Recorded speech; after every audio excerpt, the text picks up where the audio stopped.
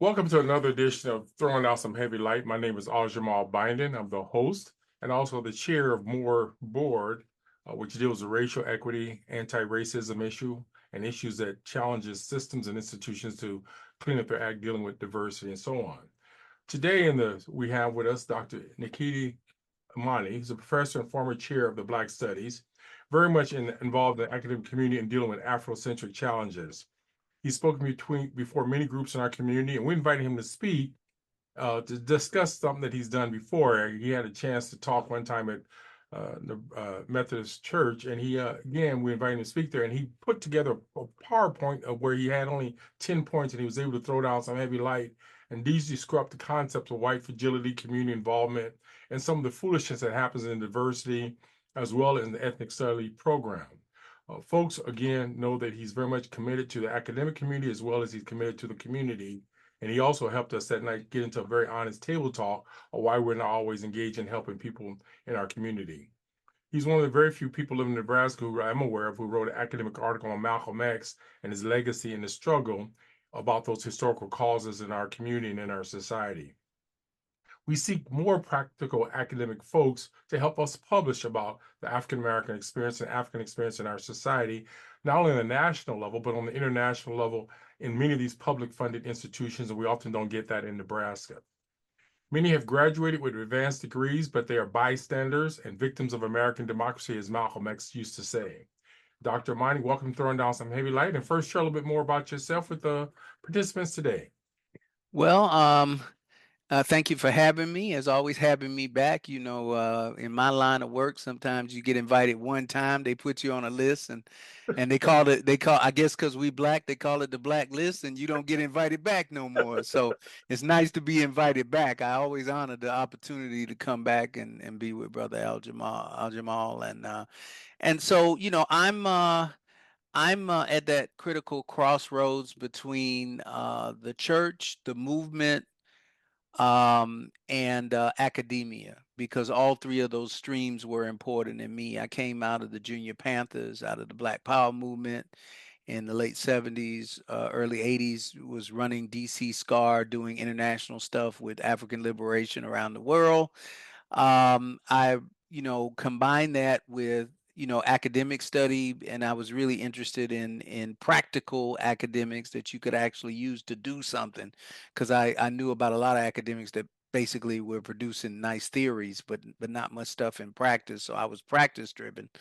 And then also I came up in the ministry. I came up in the activist ministry of the 70s, which is totally different than the kind of corporate business structure that's kind of dominating now. But so all of those three streams is where I come from, and so that's how I came to be here and be who I am. Good. Now we're in trying times today and so on, and we're on the verge of having the first African American East Indian female president.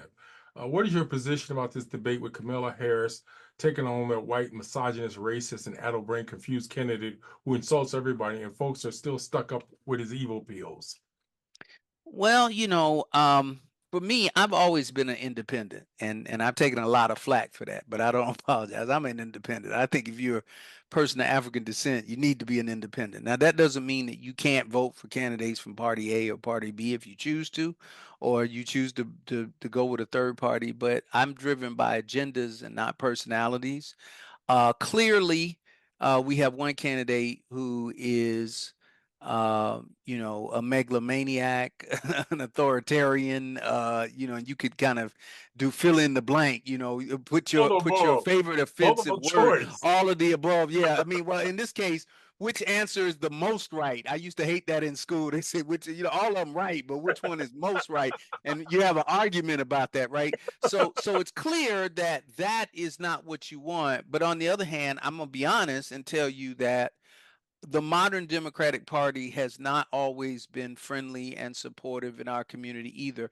I use this example. Here's my example from this election that explains my position.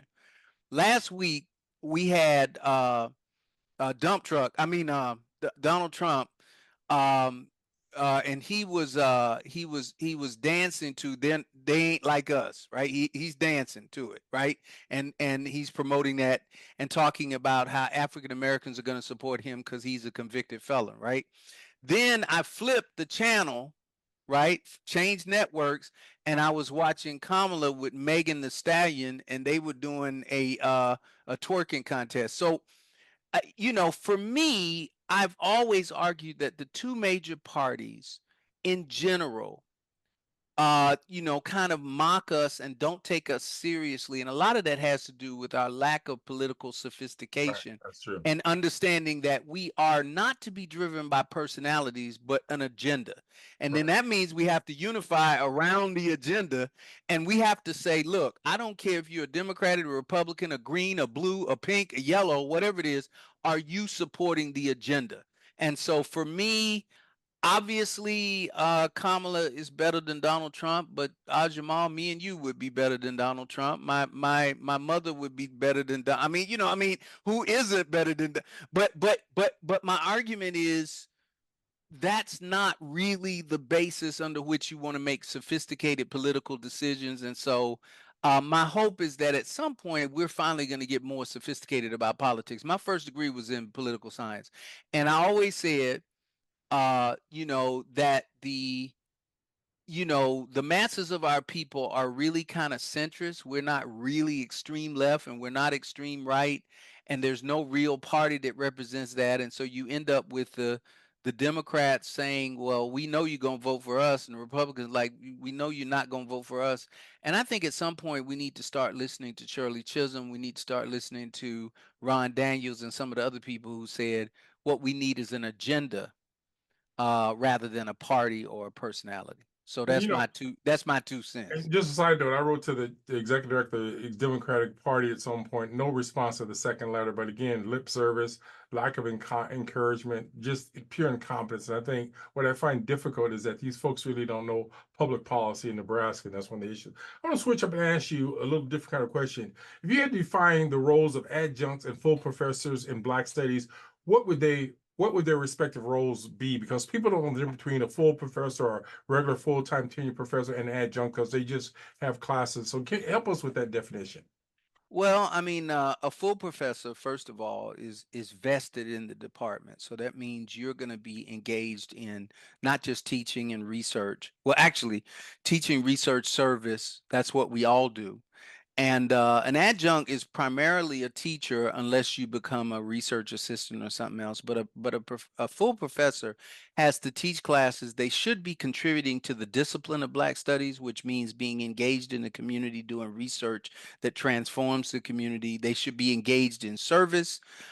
They should be developing curriculum, building relationships, helping the community build institutions, and and that's what they're supposed to be doing. Adjuncts essentially perform roles for the department that they're assigned. In most cases, that's a teaching role. Some people do a little more than that because they've been in the community, have some experience, and that's great. But that's the rough delineation of the way it Okay. works out. Some years ago, you upset some people in the juvenile justice workshop that was I upset people all the time. well, this was particularly interesting. This juvenile justice workshop was held at UNO and paid by one person who took offense at your statement that African American males can only speak truth about our experiences. And again, what they did is they brought a woman who was from Florida, some kind of expert on RED or something. We didn't know who she was. I think she wrote some articles. And you talked about the need for having contextual or having a person who's experienced or who's of that group or whatever be somewhat of an expert.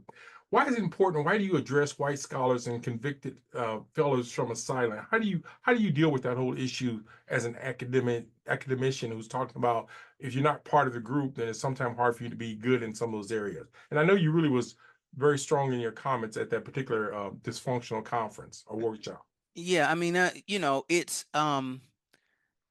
I have always been skeptical. My primary field was sociology. I've always been skeptical of the person who studies poverty, reads about poverty, heard about poverty, but they haven't experienced any poverty. We had an education secretary, for example, who had never taken out a student loan. That's an existential problem. I do believe that lived experience is central. I can talk about a lot of stuff, I can read about a lot of stuff, but when you've experienced it and you come out of it, you're in a better position to talk about it. Now, that doesn't mean you can't be an ally. And I do believe in allyship. There's a way to be an ally, but actually, if you really want to be an ally, and I've said this to white scholars, if you want to be an ally, you don't make your voice a surrogate for mine. You use your privilege and your leverage to open the door for my voice. You give me an opportunity to come somewhere where they probably wouldn't invite me. They'd invite you. Let them invite you, and then I show up, and then I share that perspective. So I think that's what allyship is, and and I think that's the way it is. But I do think that it is important to have people from our community talking about our community, because and not just talking about it, but organizing about it and leading the initiatives. There's so many things that go on in Omaha, and it goes on behalf of the community. It's this thing that's going on in the community. It's affecting community, but it's on behalf of the community, and nobody in the community is really running it. They aren't on the board. They don't have a vote. That kind of situation. There is a word for that. It's not allyship, and it's not social movement activism. It's called colonialism. Wow. Um, some might call you controversial. Some of us call you You logical. think? I consider your colleagues and community members call you someone who's very much a thought-provoking individual who forces people to think. Looking at the dismal plight of our community, what do we do to not get along, to go along with some of those quiet people who are lurching on campuses throughout our country? And so it's not just Nebraska, but it's throughout our whole country where people are on the sidelines. So my question somewhat is, what can we do to help look at some of these issues that are not coming to help us as a community in those various academic settings? What can we Well, do? I think first of all, I had two educations. When I was young. I of course went through the public school system and got what my oppressor designed for me to know, which was minimal to none as it relates to what I need to know. We need to go back to Carter G. Woodson. Carter G. Woodson, Miseducation of the Negro. He said this. Now, this is like the late 1800s. He said the American educational system is A, unwilling, and B, unable to give us the skill set that we need to be able to change our circumstances. And in fact, Dr. John Henry Clark said, if education cannot change our circumstances, if the education you receive does not equip you to be able to transform your circumstances, you aren't truly educated. So that means changing the whole paradigm, that just because you have a PhD, just because you went to John Q. U, just because you got all these publications, that does not make you a community scholar. What makes you a community scholar is that you are actually developing methods, institutions, structures, and other things in the community. And one of the things that I've called for is, I think we have to create that. These institutions are not going to create that. We need to reach out to our young people who have this educative potential, who had a potential to be activists, and we need to be having workshops. When I grew up, the Junior Panthers had their own little school thing going, their own food programs, their own this, their own that. But then we got away, some of us got comfortable with integrationism, and we started, trying to get other people's stuff and get in other people's stuff. But other people's stuff is designed for them. Our stuff is designed for us. We've got to do that work. We got to start raising a generation of people who have an Africa-centered focus. And then as they grow up, regardless of what they become, whether it's professors or teachers or doctors or whatever, they will have that perspective. I grew up with people like John Henry Clark, Dr. Ben, Dr. Asa Hilliard, Dr. whatever, at a very young age. So from a very young age, I was put on a mission that nothing I did matters unless I was going to make a contribution to my people. And that if I succeeded without them, I haven't succeeded at all. That is a mentality that has to be instilled and reinforced throughout the entire life course of your learning. And we have to create those institutions. And unfortunately, we spend more time trying to figure out how to get in other people's reality than to build our own. There you go.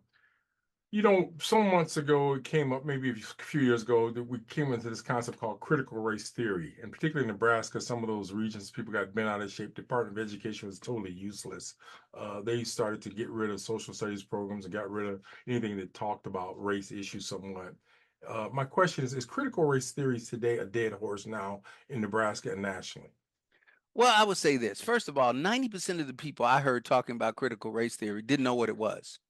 They had no clue what it was. So it became like a boogeyman, the candy man. Say it 3 times. Candy man, can't, critical race, critical race, critical race. And you asked them what it was going to end civilization. It was going to make all white people feel bad. They might have just dropped dead in the streets. I don't know what was going to happen, but apparently human civilization was going to end. Okay, let me break it down for you. First of all, it critical race theory just means that there's this concept called race. Okay, has anybody died yet? I just want to say there's this thing called race, and there are people who use this concept to hurt other people. That's called racism. And then these people build institutions and they put the racism in the institutions so that sometimes when the institution acts, it hurts the same people on the same criteria of race. You with me so far? Right, And then right. here's the thing, critical means you don't like it, that I think it's a bad thing when someone goes to an institution expecting good service and they get hurt because of this false concept called race. There you go, critical race theory. And notice no one dropped dead during this broadcast. Everyone, I want you to understand that you're still breathing. Go ahead, check your heart and everything. You're okay. And guess what? And here's the thing that that's called structural theory. We teach structural theory of economics. We teach structural theory of religion. We teach well, guess what? Structure also includes race and gender and class and a whole bunch of other stuff. Is it dead? No, it's not dead because the sun's not dead. It's reality, and it's always going to be talked about. It's always going to be a factor. Now, does that mean is it in every institution or every place? No, because there are some people who are working very hard. But the same people who are working against critical race theory, you'll notice they're also working against DEI, and they're also working against Black history, and they're also working against and so the agenda here is not really about critical race theory. The agenda is to try to take us back to a kind of pre-modern form of thinking that came out of the 1940s and 1950s. And guess what? I'm going to say, despite all the evidence perhaps to the contrary, we ain't going back. At least not all of us. I hear you.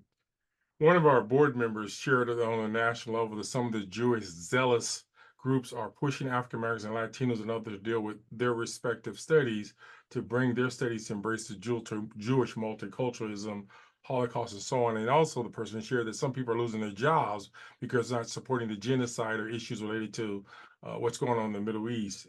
Again, we know that people have lost their jobs because they're called anti-Semitic, but they can be racist as Trump and everyone else and keep their jobs in these white supremacy places. My question is, are we in a culture war with racists today, and particularly this whole issue of people of color, and particularly African Americans and people getting fired for supporting uh, people who are oppressed in other parts of the world? So my question is, are we in trouble here, in a sense? Well, I mean, we've been in a culture war with racists. I mean, since we got here, so that was always true. This is just a new phase or something. And it really what has happened is that people have conflated the state of Israel, which is an actual country, okay, which formed in 1948, and they're connecting that to a religion and to a global group of people, and they're somehow saying that if you have a critique of the country or its policies or what it does, that you are attacking the people. Now, what's funny is nobody says that if I say something against a particular African society, nobody then runs and rings the fire bell and says, "Okay, I'm a racist because I said something about an African society, and now I hate. That means I hate all Africans." It's utter nonsense. I mean, I think anybody understands what's going on in that countries have a right to defend themselves and their citizens, but we also say according to the laws of war that when you're doing that you don't attack innocence, and you don't do things that lead to large numbers of innocents death. And that's and if you do, that's a bad thing. And saying that it's bad is not about who's doing it or what their religion is or any of those other things. It's just the truth. And the truth of the matter is that I have always been involved in Israel and Palestine and wanted that area to live in peace. But you must have justice, and justice is not a one-way street, it's a two-way street. And as African people, we know that. And so one of the reasons we're so vocal on this is because we've lived this reality. Right. I recently had a chance to listen to Kanye West and Candace Owens talk about the tapes that they didn't show earlier, but it was painful, the folks who jumped on both of them when they had points of view in a country that has freedom of speech, and what they may have to watch that at some point, but it's just talking about how we need to talk about stuff and not shut people down just from having these conversations. Did you say freedom of speech? Now you know speech paid for here. And no. I mean, I always make that point. People say freedom of speech. No. In America, speech is conditioned on who's got the money. And who controls the And so who controls the mass media and who controls the access to communication. So what happens is, if you're not one of those people and you start talking, you'll find out how quick that speech can get pretty expensive in the land of free speech. One of the things that most people don't know, for probably over 40 years, I've been fighting Nebraska educational TV because there's never been one show produced and managed and controlled by a person of color on Nebraska educational TV, even though it's publicly funded. So you look at the stupid stuff that happens in our community because we lack communication, but that's another little lecture. I'm going to switch up to this issue of Candace Owens because I've been following her closely because she's really been jamming on this whole issue of killing kids and so on.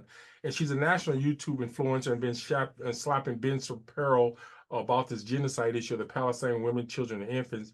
She also took on some lying rabbis who just lied. A guy named Joe Buckman, and there's some guy named Kozak, and I think he's a co-founder of the Distant Cousins and other. She also said when she was working with them, she got fired for challenging their credibility and what they were doing. Do we have to acknowledge their Holocaust if they don't acknowledge our genocide experience as Native Americans and African Americans in America?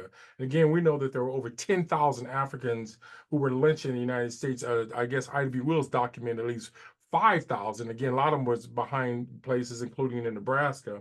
And my question, basically, I'm asking you is, how can we talk about this kind of stuff without people doing what they're doing to us in terms of making it so that we don't understand our own culture and history? Well, I mean, I think, well, first of all, we can do a lot more in terms of teaching our history and our culture and those kinds of things. So there's a lot that can be done there. I do believe in community-based educational programs. I do not expect the system to present all the information that we need in any given situation. So that's the backdrop. But now I also think there's a moral responsibility to speak truth, and we have to create the climate and the platform. And we just talked about this. We just talked about freedom of speech. Platform. One of the things that I've argued for a long time is that we don't have a platform, right?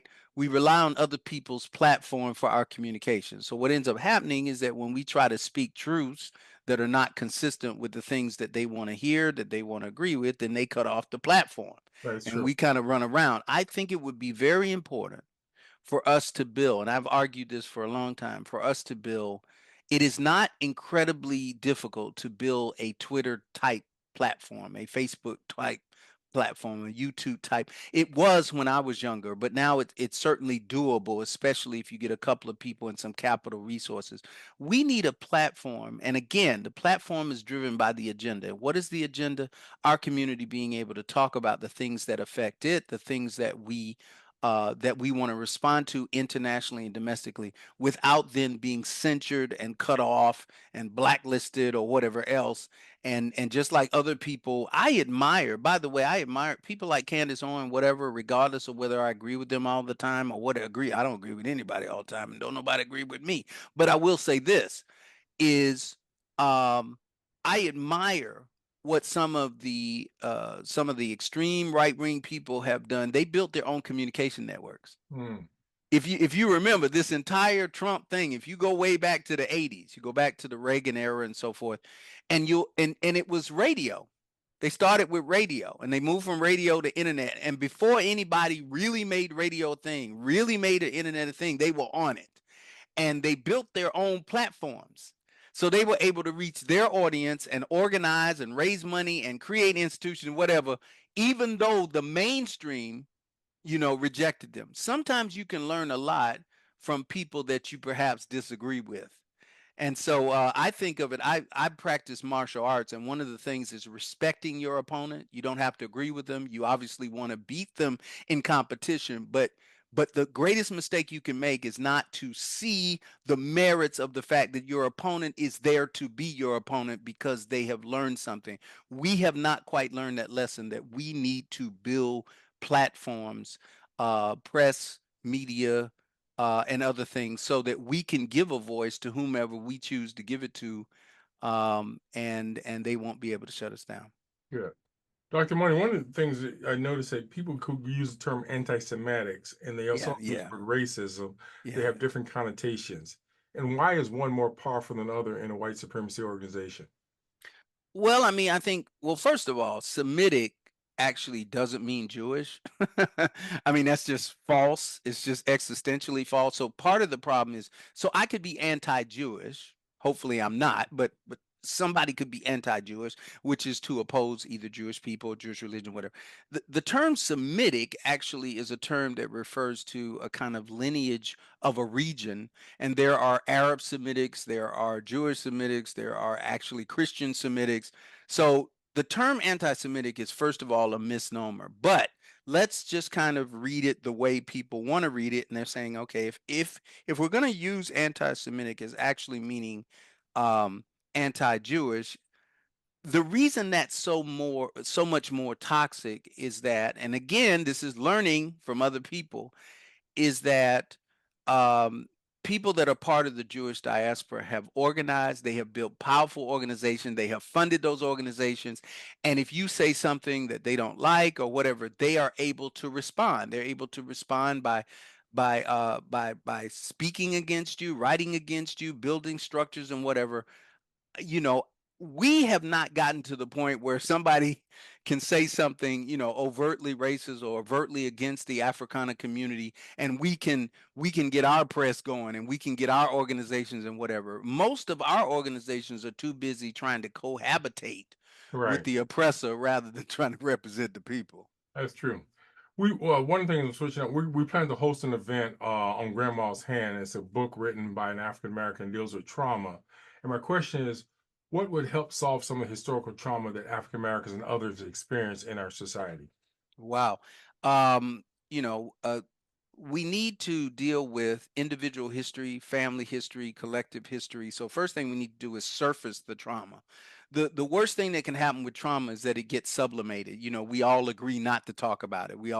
I know communities that, many of our communities, if you say you have mental health trauma or you've been the victim of domestic abuse or child molestation or whatever it is, we kind of, let's put that in the box, shh, quiet, quiet. And what ends up happening then, it has health effects, mental health effects, physical health effects. It carries over into our behavior. It poisons the waters in our community. So I think vocalization, and when I say vocalization, I'm not talking about, getting on TV and making money off of it, but more seriously, actually creating circles. There's this thing called healing circles in the African tradition, and it involves people getting together, sharing their experiences with trauma and other things, bringing in, if they need, mental health professionals or physical health professionals, and they start that process of healing. And I think churches, our major institutions like churches, schools, whatever, they need to be involved in this.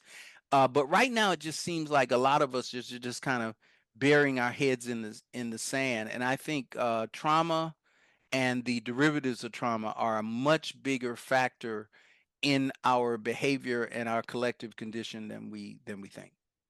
Other question I have is, what can we do about reparations in this community and nationwide now that's happening in various cities? Do you have any comments? Do you have any comments about this whole reparation movement? Well, let me put it this way.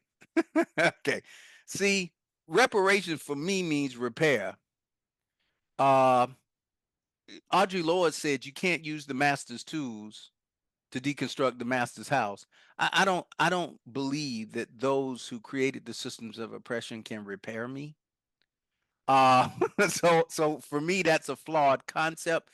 I look at, for example, if we're talking about reparations as money, we have literally billions of dollars passing through our community, and I want to emphasize the word passing through, over, around, but it's not staying. We have to begin to build the economic structures in our own community so that we can retain the money that we have. I would like to believe that one day I'm gonna wake up and all of the European power structure around the world is gonna say, you know what, we did you wrong, and we're gonna give you $1 bazillion. Bazillion. My cousin used to say bazillion. We're trying to get to that.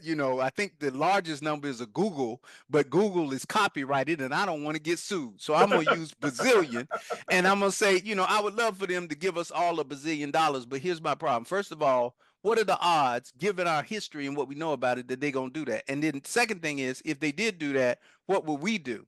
And that's when it gets scary, because I'm like, I'm really scared of where that money would go, because if we have not been educated as a people, Claude Anderson talked about this, Jawanza Kunjufu talked about this.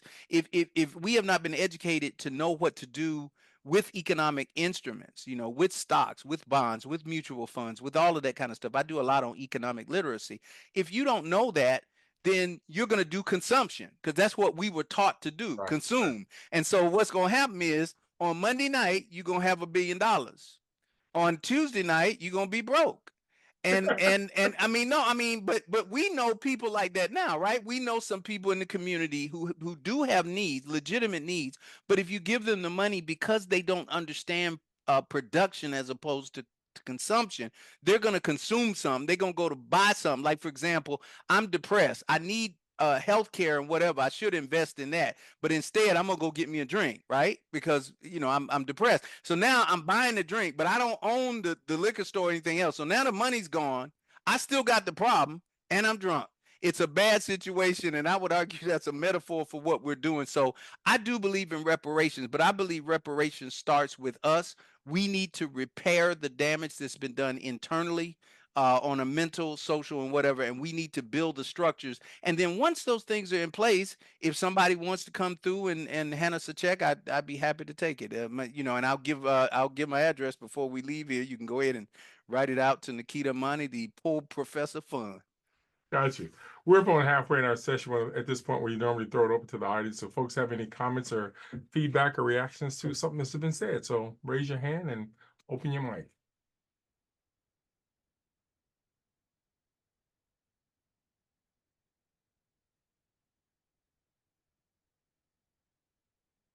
Interesting.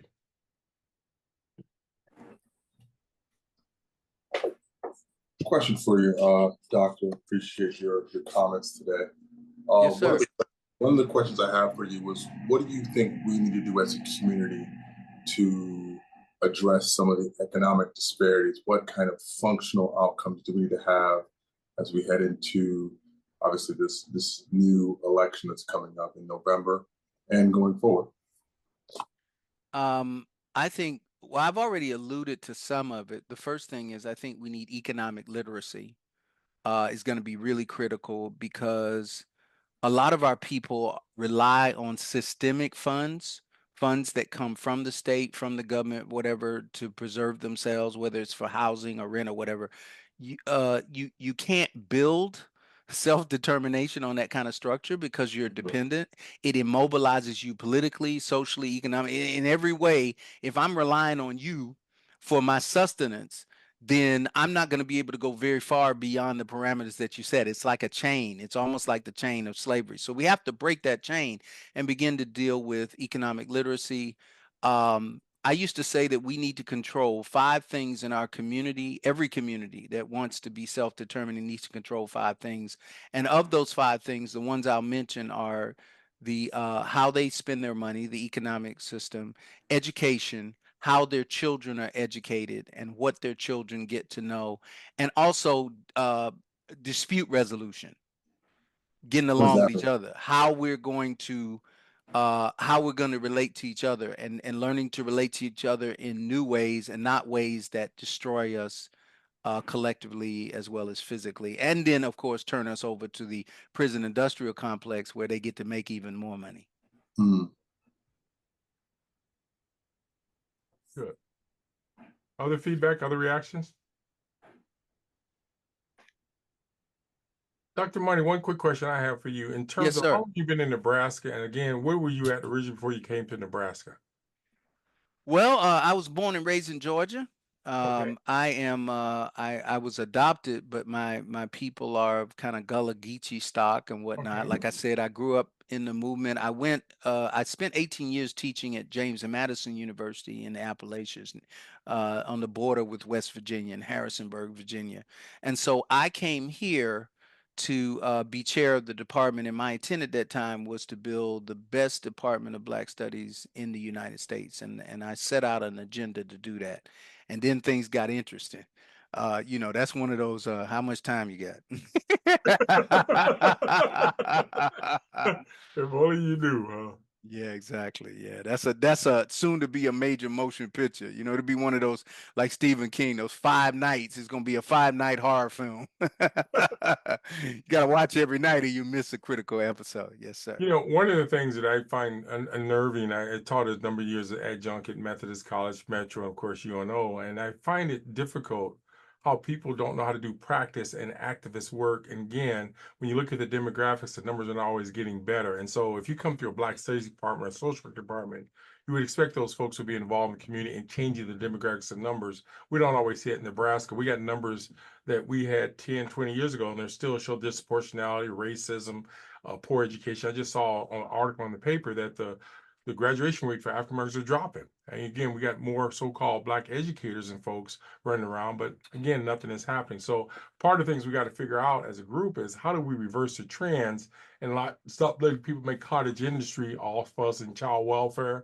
The juvenile justice system is a joke, but these are the kind of conversations we hope academicians would help us with. And like I say, in my lifetime, I've seen very few in our community doing this kind of work, but it's just one of the things we need to deal with as a group. Other feedback, other reactions. Dr. Imani, I put it in the chat, but I'll just say it out loud here. I was curious if you could just, as Ajmal likes to say, wave your magic wand and pick the top 3 things that you would like to see Black Studies departments doing across the United States that you think would change the dialogue, change the way that Black Studies departments are run or their focuses or whatever. What are those top 3 things that you would choose? Well, first of all, many of these departments are not really connected to the community except in a nominal way. I think we have to have active, community engaged organizations directly connected to the departments. And that would be a sea change in the way universities run. Universities do community service from a kind of Mount Olympus perspective where, I'm the scholar, I'm knowledgeable, and maybe we volunteer, we bring some students in and whatever, and we help you guys out. That's not Black Studies, and it's not what the community needs. What we actually have is a community that desperately needs a number of things, and they need the expertise of those who are in the discipline to actually make those things come about. And so I think that's number one. There's a difference. I wrote an article a long time ago. There's a difference between revolutionary service and community service. A revolutionary wants to be eliminated. That's the key. A community servant, if I'm a housing activist, I don't really want you to get housing. If you think about it for a second, I mean, I may say that, but the truth is, if you ever truly get housing, everyone in the community gets housing, then I'm out of a job. Okay, I'm making a living off of my advocacy. But a revolutionary in housing or in anything is a person who wants to eliminate their functionality because the people become self-determining. The second thing is that I think we need to, and scholars like Malefi Asante and scholars like Naeem Akbar and scholars like Dr. Clark and others have said this. And I just said it a minute ago. You cannot use the master's tools to deconstruct the master's house. We have had an infiltration in Black studies of Eurocentric theories. where we basically rehash and reshape the stuff that the system is teaching and just put a black face on it and call that research. But the truth is that the African worldview is very, very different. The indigenous worldview is very different. There are a lot of different worldviews out there, and we need to be able to think about African solutions, African perspectives to issues rather than rehashing the kind of neo-colonial stuff and unfortunately that happens because that's what we get taught. And so you become a prisoner of what you're taught. I always say if you think Columbus discovered a new world, there's almost no hope for the rest of your education. Because no, I mean seriously, you've killed history, ethnic studies. I mean, all of these disciplines that we talk about, you're dead if you actually think that that Cristoforo Colon and his 3 boats actually discovered a new world that was never there before. That one piece of information will so undermine your ability to become an educated person that there's almost no hope. And I could mention other lies that, what is that book called? Lies my history teacher told me, or something like that. The third thing is institution building needs to be the number one priority of Black studies. And that's very different than, for example, mathematics, where your goal is, to create more theories of mathematics and more complex formulas or whatever, and that, more of that stuff. In Black studies, we need to be building institutions. Our community is institutionally and organizationally deprived. And so we need to be engaged in organizing and building institutions, self-sustaining institutions. And honestly, if you spend 10, 15, some people spend 10, 15 years in the Black Studies department, I say, what did you build? And they look at me really strangely. Well, I published this book. No. That's what I did. That's not what I asked you. What did you build for the people that's going to go beyond you? If your answer is nothing, then that's what you're worth. Nothing. A quick follow-up to that is, do you think, speaking on the institutional issues specifically, do you think there should be, and also the community connection you were talking about, do you think that there should be stronger connections between Black Studies departments at the higher education level and in K through 12, with K through 12? I believe that you absolutely have to reach out to youth. Now, how you reach out to youth may change from place to place, and that's because it's a political question.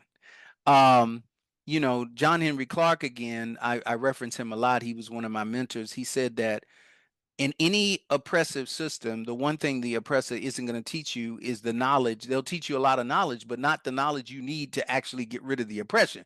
So my point is that, in Nebraska, there are some vested political entities that would not want you to actually introduce Black schools in Black studies in K through 12, or for that matter, Native American studies or something else. We know that.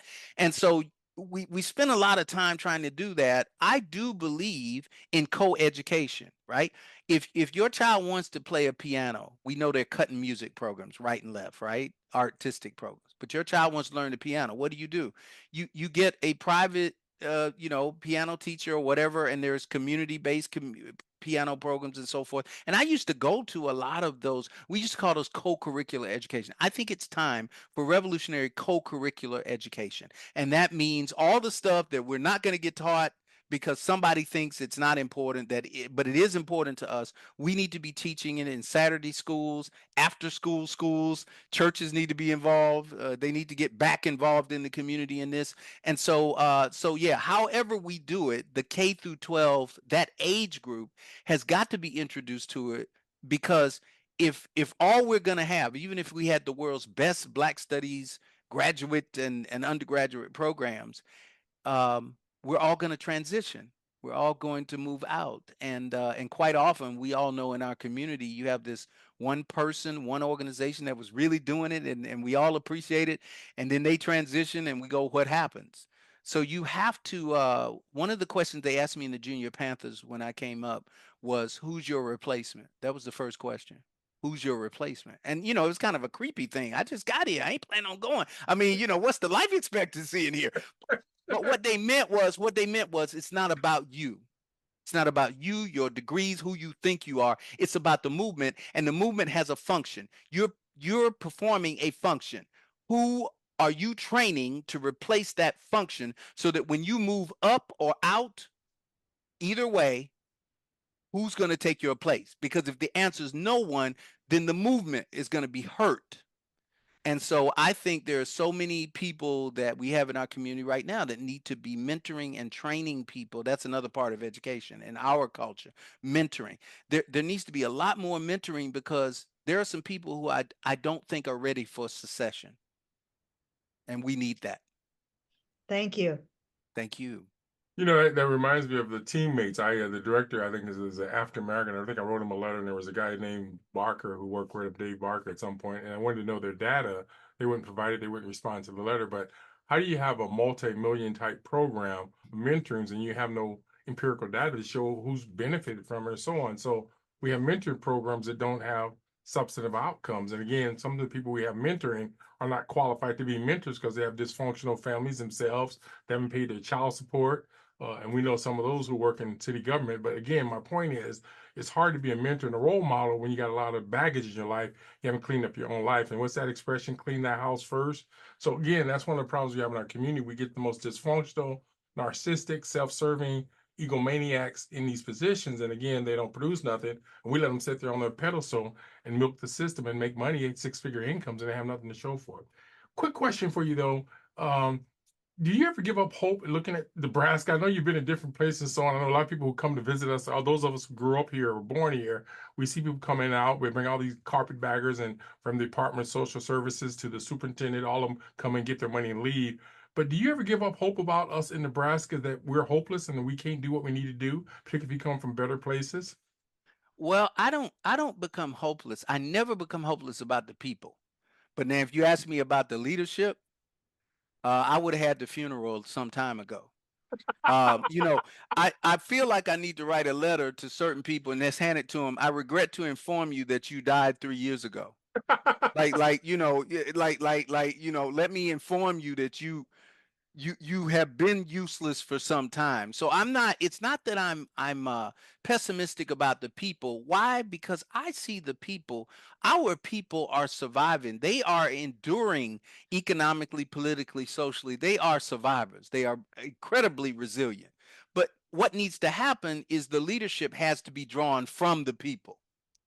See, and as you pointed out, the part of the purpose of the revolving door of visitors in the structure is to make sure that that someone from the masses, I can name 5 or 6 people right now that are doing wonderful work in the community, whether it's work on criminal justice issues or whether it's work on teaching Black history or whatever, but they're laboring out there without the organizational structure, without a lot of money or whatever. Meanwhile, there are these other talking heads that I also could name that you'll see on TV. Some of them running nonprofit organizations whose main purpose is to write grants in order to write grants in order to write grants to give themselves a banquet where they get an award for writing grants. And I mean, when you got that, but that's where the money goes and that's where the resources go. So we're going to have to kind of reorient things so that we should consciously, when we're voting, when we're picking people for these positions, don't go for the one that is on TV that has all these credentials, whatever. Go for the brother or sister that you see in the community actually doing. Because guess what? What did Newton say? They taught us. They said matter and motion tend to remain at motion, and matter that's sitting on his behind is probably gonna keep sitting on his behind. So if you see me working with youth now, you can be pretty confident that if you give me some resources in an organization, I'm gonna keep working with you. But if I'm not doing it now, then you don't want to put me in charge of that. And so I think it involves us setting standards. And this is the one thing, Franklin Thompson, one of the first people I met when I came here, I said, what can I do as chair of Black Studies to make a difference in Omaha? I just asked him. I'm totally new. And he said something that I thought was profound and still profound. He said accountability. That the number one thing was accountability. That we get these people and they're in these positions, but you don't hold them accountable. I appreciate you, Jamal, because you work at holding them accountable, but you're sometimes alone in that. But we have got to hold these people accountable, because if we do not, they get to stay there and get all the resources and all the money. And meanwhile, they're kind of blocking Right. They're like a football line. They're Right. blocking people that really could do stuff with those resources and that money. You know, you may find it surprising, but we had two previous African American female health or human service directors, and not one of them had a community forum in North Omaha with clients or low income people who are in the system. They got their retirement money, wherever they left, where the superintendent, to my knowledge, have never engaged with families in the community. And again, they bring these carpetbagger ancient mama type people from out of town. I call them ancient mamas because they're not going to do nothing about anything, and they get their money from Nebraska, and they leave, and we stuck with the same stupidity. I wrote a letter to the Department of Corrections Director, Jeffrey Robbery or something like that. No response, but yet he wants to be a friend of mine on LinkedIn. I don't really do LinkedIn, but my point is you cannot reform systems when you come from out of town on a broom or on a carpet and you're not communicating with the folks in our community. And that African proverb says if you want to make a nice fire, you need to use firewood from that village. Or when you go to the village, you need to go to the chief or people and give them the cola nut that you're there in their area. And so these handkerchief heads and Uncle Toms and sellouts, again, name them as they are, their behavior can be defined in court because they have no historical contact with our community. But don't switch up. We got about 10 minutes left, and I want to let other folks come in on this, and so because I know there's some other folks who may want to say something, and I don't think they're bystanders or victims, or as Malcolm says, victims of American democracy. There's also a good question from Michael Watts in the chat. He was in a Facebook question. Do you want me to read it? Yeah. Or Michael, did you want to say something yourself? He's on Facebook Live. Okay, go ahead. Karen, can you read that, please? So he asks, how would you motivate a community like North Omaha with numerous Black-centered organizations to become active in teaching Black history relevant to their area or mission? And he mentions that at this point, all we have is a once-a-year Black History Challenge. Right. Well, okay, now I'm finna get in trouble again. He's 100% right. There are these numerous organizations that are working in the community, and they're fantastic, and they're doing a lot of good stuff. But the reality in North Omaha is that we have 12 giant nonprofits. And these nonprofits control a disproportionate amount of the money and the resources in North Omaha. North Omaha is in a plantation state. I make no apologies for saying that. I've said it openly. It's in a plantation state. These nonprofits, which are largely funded by interests outside the community, and they go and hire these people, they really make the decisions. Even when there's development, they decide what the development is, whatever, and they have very little community representation. I've been saying that since I've been here, gotten in trouble for that. Some people don't like me, it doesn't matter.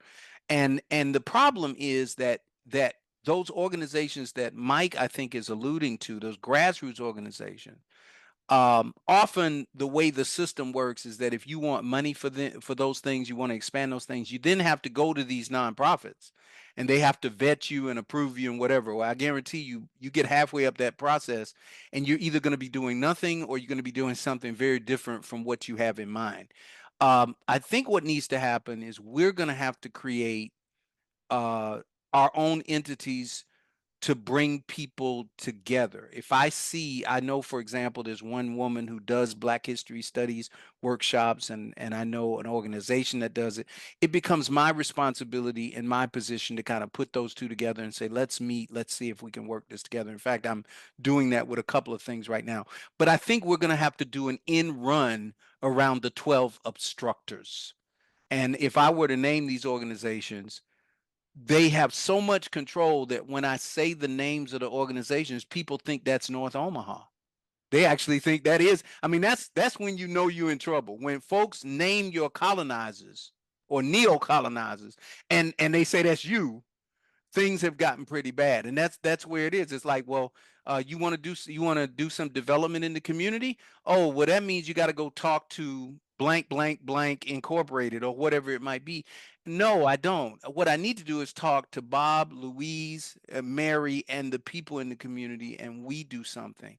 And so I've seen a lot of stuff, for example, with the people who have been, I know Sherman Wells and a bunch of others have been dealing with some of the issues with the housing and so forth and so on. I watch people like that because they're doing it at a grassroots level. And those are the people I want to empower and support and build organizations around, and not But I think we're going to have to disempower these 12 obstructionists, and we're going to have to start naming them, and we're going to have to start talking about these huge budgets they get and these structures they build and the land they take over and the leverage that they have with the state and the city. And but right now nobody's really doing that. You know, quick you say that. At one point, Karen's on our board and she's a treasurer, and we actually applied for a grant from the Crime Commission. They awarded this to us, and then we had it taken back away from us, like $10,000 just to do some community forums. But again, they went to the buffer, and so at the end of the day, we didn't get the money because they used the handkerchief head or the sellout. And we also found out who that person was. It was one of those persons who was elected. Anyway, Cheryl, I see your hands up. Go ahead. You said that we need to hold these people accountable and call them out.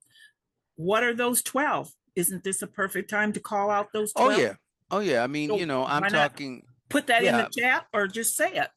Yeah, I probably should put out a list, and I want to make sure I don't forget anybody. So I mean, off the top of my head, but I mean, you know, there are, you know, if you look at projects Excuse like, me, oh, but I'm sorry. I don't mean to say, but I am going to say it. You know, please That go is ahead. our problem, is to say, well, I should, but I don't have it right now.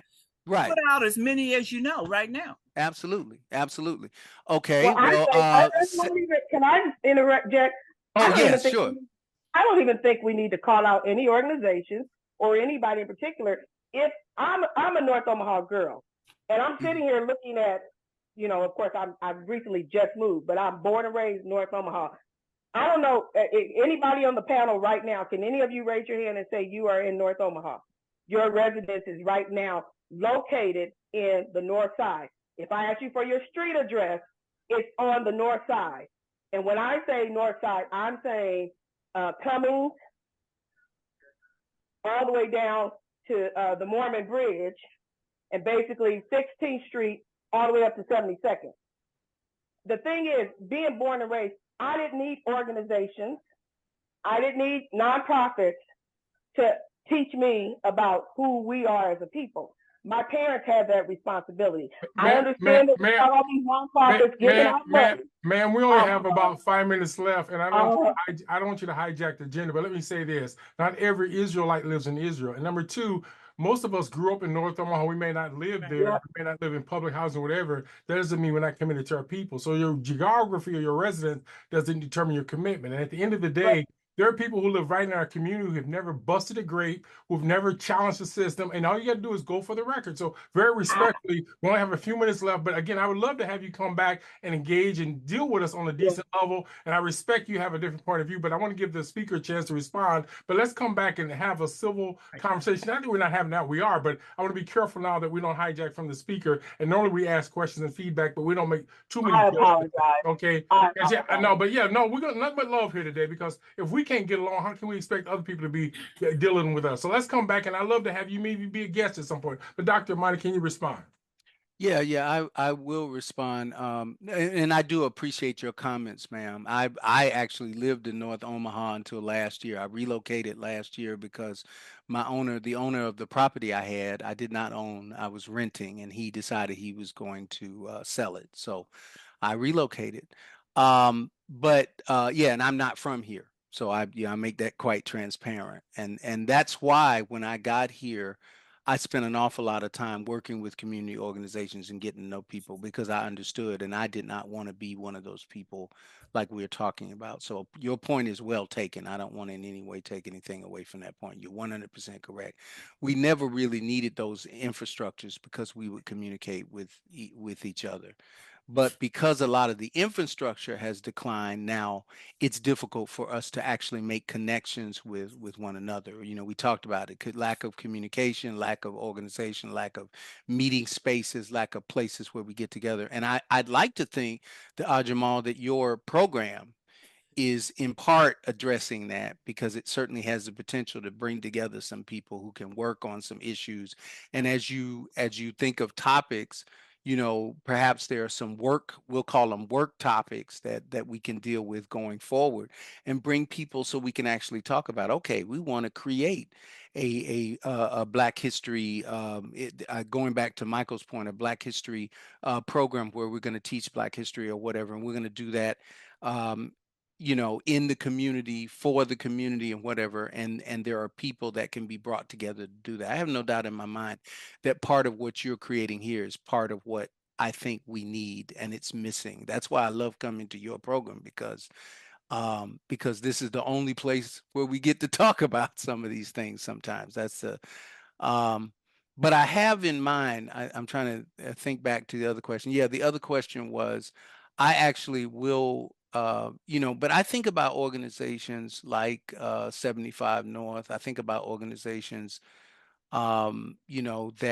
uh, that have been, you know, that are in charge of whether it's gang violence or education, like the North Star, the whole North Star structure, the whole, I mean, there are all these giant structures that have moved in along with developers, and there's a giant development plan that Creighton has been involved in, and other entities in greater North Omaha, and you can actually see that plan and whatever. And a lot of that stuff that's being developed, it's being called development, but it's not necessarily development in the sense of providing for the communities that are there. And community input is kind of, here's what we've decided to do, what do you think about it, rather than being, what do you need, what can we do for you.